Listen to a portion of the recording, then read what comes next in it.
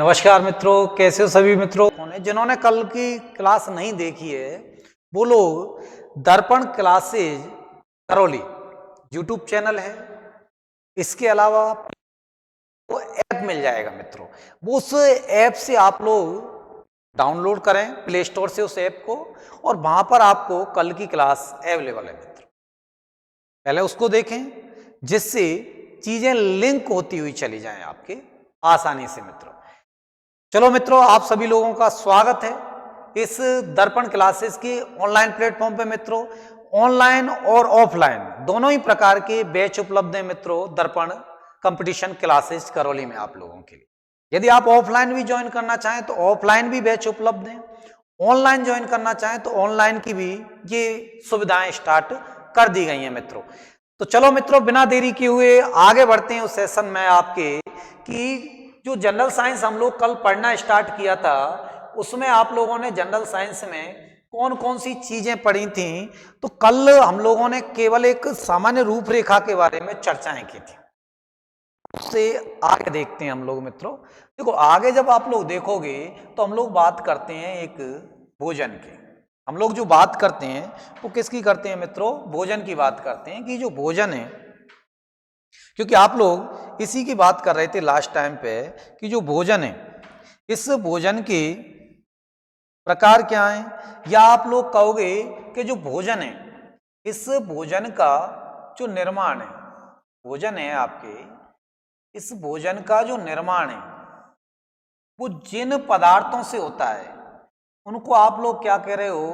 तो उन पदार्थों को आप लोग भोज्य पदार्थ कहते हैं। भोज्य पदार्थ कहते हैं जिन पदार्थों से भोजन का निर्माण हो रहा है मित्रों, उन पदार्थों को आप लोग क्या कह रहे हो? भोज्य पदार्थ कह रहे हो। तो जिन पदार्थों से भोजन का निर्माण हो रहा है उसको आपने भोज्य पदार्थ का। अब बात आती है कि जो भोज्य पदार्थ हैं, ये भोज्य पदार्थ एज आप लोग क्या कहते हो? भोजन के अवयव।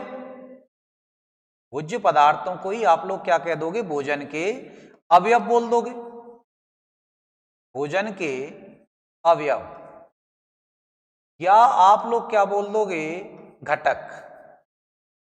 भोजन के अवयव या घटक। अब भोजन के अवयव या घटक क्या होंगे आपके? के अवयव या घटक क्या होंगे मित्रों? तो भोजन के अवयव या घटक क्या होते हैं आपके? तो वे अवयव या घटक, वे अवयव या घटक जो आपके वृद्धि, विकास, वे अवयव या घटक जो मनुष्य में वृद्धि, विकास, शरीर का निर्माण, वे सुरक्षा में सहायक हैं या सुरक्षा करते हैं आपके, उन्हीं को भोजन के क्या कहा जाता है? अवयव कहा जाता है। उनको क्या कहा जाएगा भोजन के मित्रों? अवयव कहा जाएगा। अब बात आती है कि जो भोज्य पदार्थ हैं, भोज्य पदार्थ हैं, या आप लोग जिसको भोजन कह रहे हो क्योंकि इन पदार्थ बन रहा है आपके, इनका निर्माण हो रहा है। तो हम लोग देखते हैं कि जो भोजन है वो कितने प्रकार का है, क्योंकि भोजन के अवयव तो आपने कह दिया कि वे पदार्थ या वे घटक या वे अवयव जिन जो वृद्धि विकास में सहायक है, मनुष्य के में वृद्धि विकास में, उसके निर्माण में सहायक हैं, सुरक्षा प्रदान करने में सहायक हैं, या आप कह सकते हो कि मनुष्य के वृद्धि और विकास के लिए ऊर्जा प्रदान करने में सहायक हैं, ऊर्जा देते हैं, उसका निर्माण में सहायक कह दिया भोज्य अवयव या घटक कह दिया आप लोग। भोज्य अवयव या क्या कह दिया आप लोगों ने? घटक कह दिया। अब आगे बात आती है कि जो भोजन है, आप लोगों ने इस तरह से पढ़ा होगा आपकी कि जो भोजन है, भोजन दो प्रकार का पढ़ा होगा आप लोगों ने छोटी क्लासों में, और छोटी क्लासों में इस तरह से आप लोग पढ़ते आए होंगे कि जो मित्रों भोजन है वो दो प्रकार का होता है। एक तो होता है आपके संतुलित, एक तो आपने पढ़ा होगा संतुलित,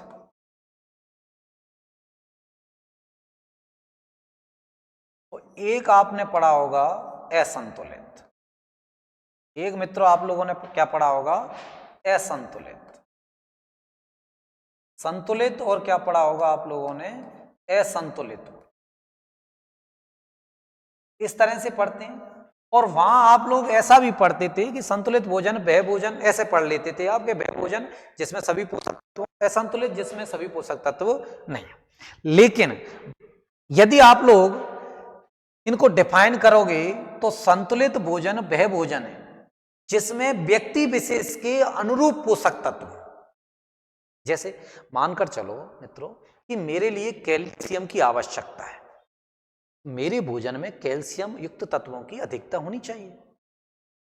किसी को यदि कार्बोहाइड्रेट की आवश्यकता है या वसा की आवश्यकता है तो उसके भोजन में वसा युक्त तत्वों की अधिकता होनी चाहिए। अब मान लो वो व्यक्ति वाला मेरे को आवश्यकता, मेरे को खिला दिया जाए और मेरे वाला अगले को खिला दिया जाए, तो बताइए क्या वो मेरे लिए संतुलित हुआ? नहीं हुआ। मेरे वाला अगले के लिए संतुलित नहीं हुआ क्योंकि उसकी आवश्यकता ही नहीं है। तो संतुलित भोजन वह भोजन है जो व्यक्ति विशेष के अनुरूप होता है। वह भोजन जो व्यक्ति विशेष के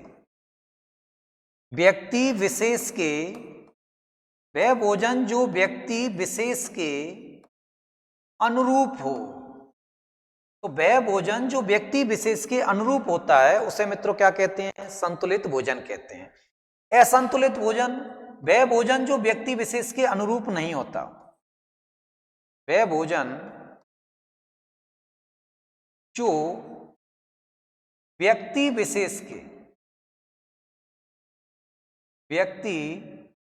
विशेष के अनुरूप नहीं होता। व्यक्ति विशेष के अनुरूप नहीं होता।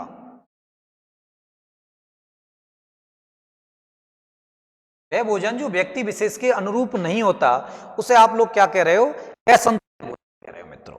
अब जो असंतुलित भोजन आप लोग कह रहे हो, वह भोजन जो व्यक्ति विशेष के अनुरूप नहीं होता, उसको आप लोगों ने क्या कह दिया? तो उस भोजन को आप लोगों ने कहा कि वो भोजन कैसा होगा? आपके असंतुलित भोजन होगा। तो असंतुलित भोजन तो दो प्रकार का हो सकता है आपके। असंतुलित भोजन दो प्रकार का हो सकता है, या तो अति पोषित भोजन, या हो सकता है अल्प पोषित। या तो अति पोषित हो सकता है या मित्रों क्या हो सकता है? अल्प पोषित हो सकता है। अति पोषित जिसमें आवश्यकता से ज्यादा पोषक तत्व हो, आप लोगों को जिन पोषक तत्वों की आवश्यकता है वो नहीं हो और आवश्यकता से ज्यादा हो, तो वो क्या हो जाएगा? अति पोषित। और अल्पोषित जिसमें आवश्यकता कम पोषक तत्व, आपको जितनी आवश्यकता है उससे कम हो, अल्पोषित हो जाएगा। अति पोषित भोजन करने से जो आपके अंदर रोग होगा वो रोग कौन सा हो जाएगा? तो अति पोषित भोजन से कौन सा रोग होगा? मोटापा हो जाता है। और ये जो मोटापा रोग है, इस मोटापे रोग को मित्रों क्या कहा जाता है? तीसरी दुनिया का रोग भी कहा जाता है। मित्रों इस मोटापे को किस नाम से और जाना जाता है? तो मित्रों इस मोटापे को किस नाम से और जाना जाता है? तो इस मोटापे को तीसरी दुनिया का रोग भी कहा जाता है। तीसरी दुनिया का रोग, तीसरी दुनिया का रोग, तीसरी दुनिया का रोग। तीसरी दुनिया का रोग भी किसको कहा जाता है? मोटापे को कहा जाता है मित्रों। तो मोटापे को तीसरी दुनिया के रोग के नाम से भी जाना जाता है मित्रों। तो मोटापे को किस नाम से जाना जाता है? तीसरी दुनिया के रोग के नाम से भी जाना जाता है। अब आप अल्पोषित भोजन करते हो, तो अल्पोषित भोजन से कौन से रोग होते हैं आपके? तो अल्पोषित भोजन से जो होने वाले रोग हैं जिसमें आपके एक तो मरासमस है, क्वासी और कोर है। और ये दोनों ही मेन रूप से प्रोटीन की कमी से होने वाले रोग हैं मित्रों। ये दोनों ही मेन रूप से बच्चों में प्रोटीन की कमी से होने वाले रोग हैं। वैसे बच्चों में मरासमस और क्वासी और कोर। तो अल्पोष्ण भोजन से मरासमस और क्या हो जाएगा, क्वासियोरकर हो जाएगा मित्रों। अति पोषित भोजन से मोटापा होता है, दुनिया का क्या कहा जाता है, आपके रोग कहा जाता है। जैसे कौन सा रोग कहा जाएगा मित्रों, दुनिया का कहा जाता है आपके। संतुलित भोजन वह भोजन जो व्यक्ति विशेष के अनुरूप हो, ये व्यक्ति विशेष के अनुरूप नहीं होता है। अति पोषित, आवश्यकता से ज्यादा होगा तो रोग कौन सा हो जाएगा, मोटापा, जैसे तीसरी दुनिया का रोग कहोगे, मरासमस और क्वासियोरकर रोग हो जाएंगे। और मरासमस और क्वासियोरकर रोग, ये जो मरासमस और क्वासियोरकर रोग हैं, एक तो कौन सा है मित्रों, मरासमस, मरासमस एक तो रोग है आपके मरासमस है मित्रों, मरासमस रोग है आपकी, मरासमस रोग। और एक है मित्रों क्वासी और कोर रोग। ये जो मरासमस रोग है और क्वासी और कोर रोग है, ये दोनों ही रोग प्रोटीन की कमी से होने वाले रोग हैं मित्रों, प्रोटीन की कमी से होने वाले रोग हैं, कमी से होने वाले रोग, होने वाले रोग हैं। तो ये दोनों ही रोग प्रोटीन की कमी से हो रहे हैं आपके, और कई बार एग्जामों में आ चुके हैं आपके दोनों ही रोग कि प्रोटीन की कमी से कौन से रोग होते हैं। इस तरह से क्वेश्चन ऑलरेडी एग्जामों में आ चुके हैं आपके। तो प्रोटीन की कमी से कौन से होते हैं, तो आंसर क्या हो जाएगा, मरासमस और क्वासियोरकर रोग होते हैं। यदि आप लोगों से पूछा जाए कि भोज्य पदार्थों की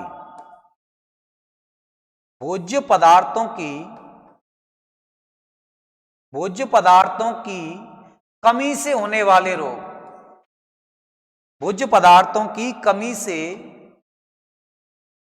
होने वाले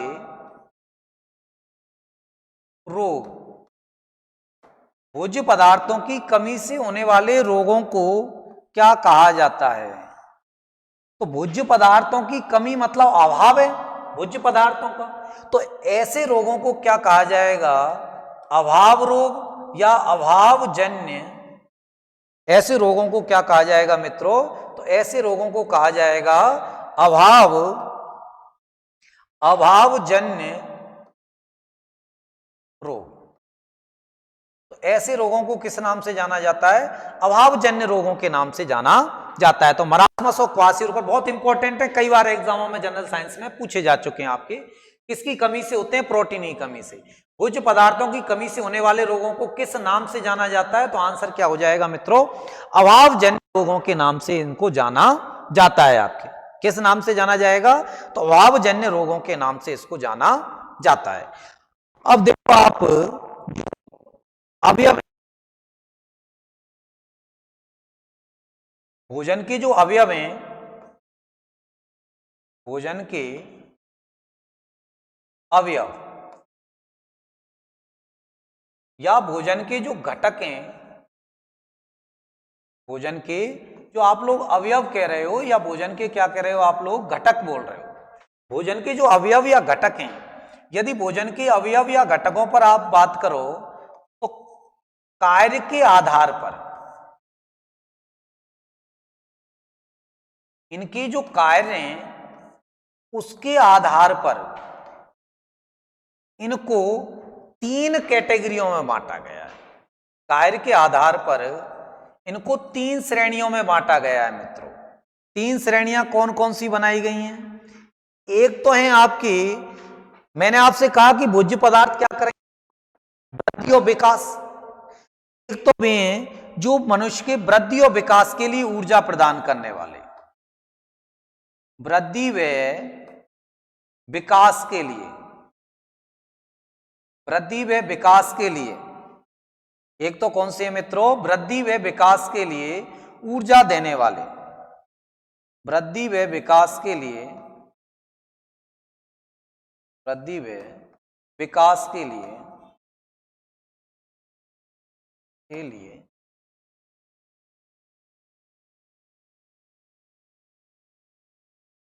ऊर्जा प्रदान करने वाले,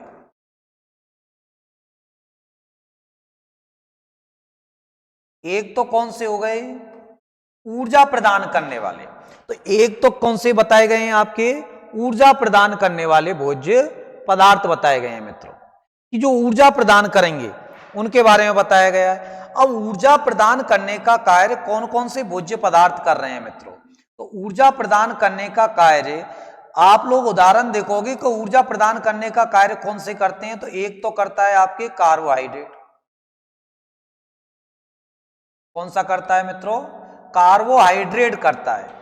एक ऊर्जा प्रदान करने का करेगा वसा, और कौन करेगा आपके प्रोटीन। तो ये ऊर्जा प्रदान करने का कार्य करते हैं। तो एक तो कैटेगरी आपने बांट दी कि जो ऊर्जा प्रदान करते हैं वो। दूसरा आपने निर्माण, कि हमारे शरीर के निर्माण में जो भूमिका निभाते हैं वो कौन से भोज्य पदार्थ हैं। और तीसरी आप लोगों ने बांट दी कि मनुष्य के शरीर में सुरक्षा जो कवच है उसको बनाए रखने का कार्य या उसको मजबूती प्रदान करने का, बनाने का कार्य कौन करते हैं। तो हमारे शरीर के निर्माण में कौन से सहायक हैं, तो निर्माण में प्रोटीन सहायक है। प्रोटीन को बिल्डिंग मटेरियल ही कहा जाता है, बॉडी बिल्डिंग मटेरियल कहा जाता है प्रोटीन को। लगभग बॉडी का 75% पार्ट कौन बनाती है, कि प्रोटीन तैयार करती है। इसके अलावा कौन से हैं आपके, जल है, खनिज लवण है, जल है, खनिज लवण है। तो ये क्या है, आपके निर्माणकारी भोज्य पदार्थों में काउंट किए जाते हैं। अब हमारी इम्यूनिटी सिस्टम सुरक्षा को मजबूत करने का या प्रतिरोधक क्षमताएं उत्पन्न करने में भूमिका कौन निभा रहे हैं, तो विटामिन निभाते हैं, विटामिन निभाते हैं। इसके अलावा प्रोटीन है, जल है, और खनिज लवण है मित्र, खनिज लवण है मित्र। तो भोजन के अवयव या घटकों के कार्य के आधार पर 3 श्रेणियों में आप लोगों ने क्या कर दिया, विभाजित कर दिया। एक तो ऊर्जा प्रदान करने वाले, जिसमें आपने देखा कि कार्बोहाइड्रेट, वसा, प्रोटीन क्या करते हैं मित्रों, ऊर्जा प्रदान करने का कार्य करते हैं। उसके बाद देखा निर्माणकारी में कौन है, तो निर्माण में प्रोटीन सहायक है, इसके अलावा जल है, खनिज लवण सहायक है आपके। सुरक्षा में विटामिन है, प्रोटीन है, जल है, खनिज लवण, ये सहायक है। तो इस तरह से इनका विभाजन किया, किसका, भोज्य पदार्थों, भोज्य पदार्थों का विभाजन किया। ये ऊर्जा प्रदान नहीं कर रहे हैं, ये ऊर्जा प्रदान नहीं कर रहे हैं। ऊर्जा कौन प्रदान कर रहे हैं, कार्बोहाइड्रेट, वसा और प्रोटीन प्रदान कर रहे हैं। तो ये भोज्य पदार्थों का एक विभाजन था मित्रों। भोज्य पदार्थों के बारे में था, भोजन क्या होता है, भोज्य पदार्थ क्या है, और किस किस श्रेणी में इनको रखा गया है मित्रों। अब हम लोग एक एक भोज्य पदार्थ के बारे में मित्रों डिटेल से पढ़ेंगे। जैसे कार्बोहाइड्रेट है, तो कार्बोहाइड्रेट से क्वेश्चन कैसे आते हैं। वसा है, वसा का क्या मैटर काम है। प्रोटीन, प्रोटीन से क्वेश्चन कैसे आते हैं, कितनी ऊर्जा देती है या कब ऊर्जा देगी प्रोटीन, किस स्थिति में आपके, क्योंकि प्रोटीन निर्माणकारी भूमिका भी निभा रहा है, इसलिए कौन सी स्थिति में ऊर्जा देगा, ये भी हम लोग देखेंगे। तो आगे चलकर आपको बहुत मजा आने, मैं जितनी भी फैकल्टी पढ़ा रही हैं जिन सब्जेक्टों को, सब विषय विशेषज्ञ अपने अपने सब्जेक्टों में, बहुत मजा आने वाला है। मानो आपकी सफलता में एक मील पत्थर साबित होगी मित्रों दर्पण कंपटीशन क्लासेज। केवल दर्पण कंपटीशन क्लासेस पे आपको विश्वास रखना पड़ेगा, ऑनलाइन पर भी, क्योंकि हम ऑफलाइन में जो बच्चे हमारे यहाँ पढ़ते हैं, पहले पढ़ चुके हैं, उनको मालूम है कि कितनी बेटर व्यवस्था है और कितने शानदार रिजल्ट रहते हैं आपके। इसलिए अब ऑनलाइन में भी बारी है आपकी। जो स्टूडेंट ऑफलाइन नहीं कर पाते थे उनके लिए सुविधा दी गई है मित्रों ऑनलाइन की। इसलिए आप आगे क्लासों से जुड़े रहने के लिए तुरंत ऐप डाउनलोड करें ऑनलाइन प्ले स्टोर से, आप दर्पण क्लासेज करौली के नाम से मित्रों, दर्पण क्लासेज करौली के नाम से।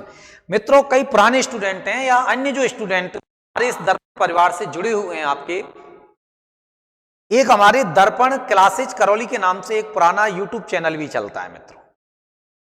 पहले से ही दर्पण क्लासेज करौली के नाम से मित्रों।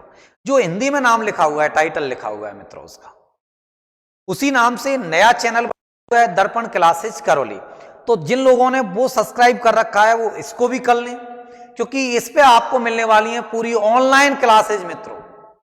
वर्तमान में वैकेंसी चल रही है, जैसे अभी संस्कृत विभाग टीचरों की वैकेंसी, पशु परिचर में बड़ा धमाल करने मित्रों। आपको एक से एक बेटर फैकल्टी मिलने वाली है मित्रों पशु परिचर की तैयारी के लिए। इसी प्रकार से SSC, railway, bank, BSTC, BEd, तमाम कंपटीशन से संबंधित तैयारियां आपकी दर्पण क्लासेज कराती है मित्रों।